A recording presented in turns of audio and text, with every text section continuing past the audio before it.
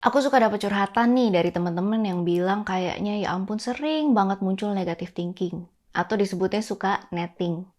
Terus dapat saran dari teman-teman yang lain bilang, ya udah kenapa sih mesti mikirnya negatif terus, positive thinking aja. Padahal mungkin kan nggak segampang itu ya.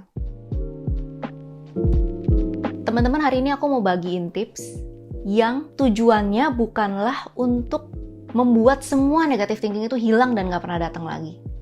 Karena rasanya kayaknya nggak mungkin deh kita bisa mengatur supaya negative thinking itu nggak pernah muncul. Tapi justru bagaimana ketika pikiran-pikiran yang negatif itu datang, kita bisa belajar untuk mengelolanya supaya kita nggak dikuasai oleh pikiran-pikiran negatif tersebut. Negative thinking biasanya diakibatkan karena cara berpikir yang tidak tepat atau bahkan cenderung tidak rasional yang biasanya dikenal dengan distorsi kognitif.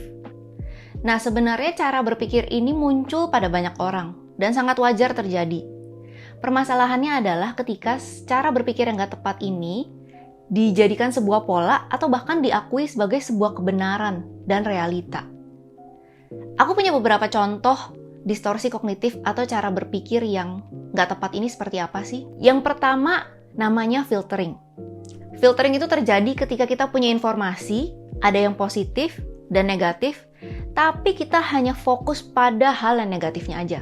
Contoh, kalau misalnya teman-teman lagi bekerja dan dapat appraisal dari atasan. Lalu dari appraisal tersebut teman-teman disebutkan, oke, kamu udah punya hal-hal yang baik, 10 hal ini nih. Ini udah kamu lakukan dengan baik. Tapi saya punya masukan buat kamu.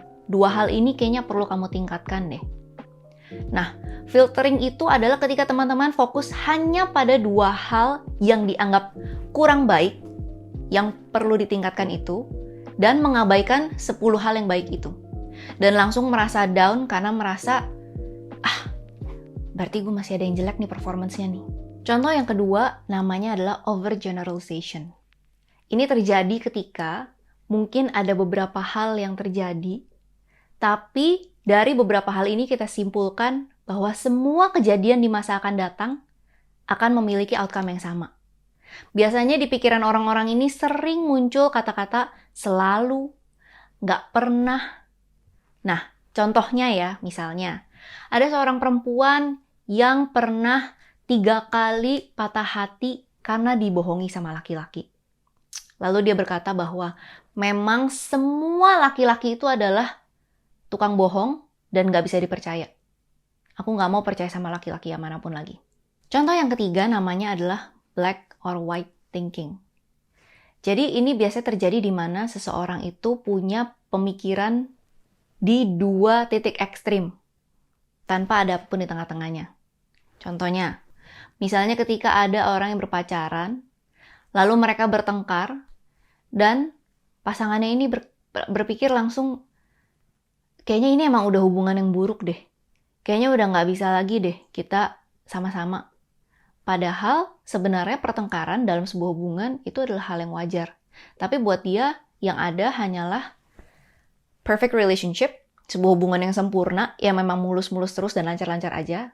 Atau apapun yang di luar itu, artinya itu bukan hubungan yang baik. Itu artinya adalah hubungan yang gagal. Tanpa menyadari bahwa sebenarnya di tengah-tengah itu masih ada loh. Maksudnya bahwa hubungan yang baik itu bukan berarti hubungan yang mulus-mulus aja. Tapi mungkin aja ada pertengkaran, ada perselisihan, dan itu adalah hal yang wajar terjadi dan bisa diselesaikan dan tetap mereka bisa punya hubungan yang baik. Nah, cara berpikir ini biasanya mengakibatkan orang punya standar yang gak realistis. Karena buat dia apapun yang baik itu harus di titik ini. Perfect dan sesuai dengan standarnya dia. Di luar standar itu semuanya berarti gak baik. Nothing in between. Gak ada apapun yang di tengah-tengahnya. Masih ada banyak contoh-contoh distorsi kognitif yang lain yang teman-teman bisa lihat di link yang aku taruh di deskripsi box di bawah. Nah, jadi gimana nih? Apa yang harus dilakukan ketika pikiran-pikiran ini muncul di kepala kita? Yang pertama adalah stop. Pause dulu. Coba hentikan alur pikiran-pikiran negatif yang biasanya makin lama makin ngejelimet itu tuh. Supaya kita bisa lebih berpikir dengan kepala dingin dan lebih tenang. Setelah kita lebih berkepala dingin, udah lebih tenang, coba teman-teman kenali nih. Ini pikiran ini muncul karena kejadian apa ya? Mungkin teman-teman bisa tuliskan, bisa refleksikan lagi. Sebenarnya kata-kata apa yang muncul, pikiran apa sih yang muncul di kepala aku? Dan yang ketiga, ini yang cukup penting. Menyadari bahwa mungkin aja itu bukan sebuah realita dan challenge pikiran-pikiran tersebut dengan fakta-fakta atau bukti-bukti yang ada. Misalnya tadi contohnya, kalau misalnya saya bertengkar dengan pasangan, apa iya artinya itu adalah sebuah hubungan yang buruk? Bukannya mungkin saya punya temen yang pacaran juga udah berapa tahun, kayaknya mereka juga ada berantem-berantemnya deh, tapi mereka bisa tuh ternyata lebih baik lagi. Atau mungkin tadi yang berpikir bahwa semua laki-laki di dunia ini sama aja, mereka tukang bohong.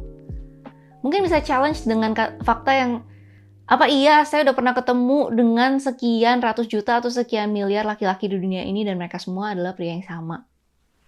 Dan kalau misalnya kamu punya referensi, ada beberapa orang laki-laki yang kamu tahu, kayaknya enggak ya, mereka bukan tukang bohong dan gak menyakiti perasaan pasangannya. Itu juga bisa.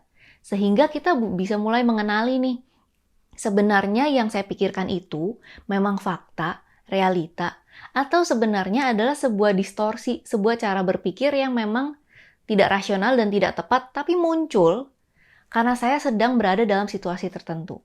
Itu tadi sharing aku tentang negative thinking, dan hopefully tips yang aku kasih itu bisa membantu teman-teman yang mungkin lagi struggle dengan pikiran-pikiran negatif. Bagaimana cara mengelola pikiran-pikiran tersebut, bukan supaya mereka nggak pernah muncul lagi, tapi ketika mereka datang, pikiran-pikiran tersebut nggak akan menguasai kehidupan kita dan bikin mood kita jadi rusak sekian lama. Teman-teman juga bisa share video ini mungkin ke orang lain yang teman-teman tahu lagi struggle dengan hal yang sama, dengan pikiran negatif, dan mungkin nggak ngerti gimana nih caranya mereka harus mengelola pikiran-pikiran tersebut. Jangan lupa like dan subscribe juga ke channel aku. Dan kalau teman-teman punya topik yang mungkin pengen dibahas, boleh tuliskan aja di kolom komen ya.